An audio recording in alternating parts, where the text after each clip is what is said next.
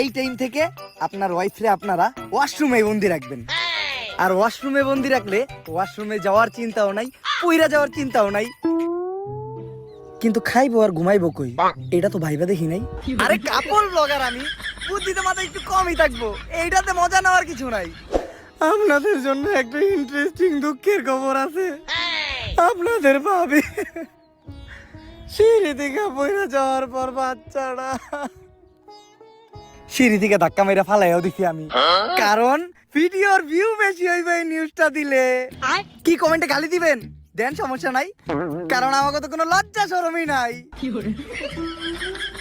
আসলে আপনাদের কন্টেন্টে পার্সোনাল বিষয় বলতে কিছু নাই। পরবর্তী প্রশ্ন, এই যে কাপড় ব্লগাররা জঘন্য কন্টেন্ট বানায়, এরপরেও কি তাদের কোনো ভক্তবৃন্দ আছে? অবশ্যই আছে, আমাকে কাপড় ব্লগার কই তো সব অন্ধভক্ত। অন্ধ না হইলে তো আর কাপড় ব্লগার কো ভক্ত আর কথা না।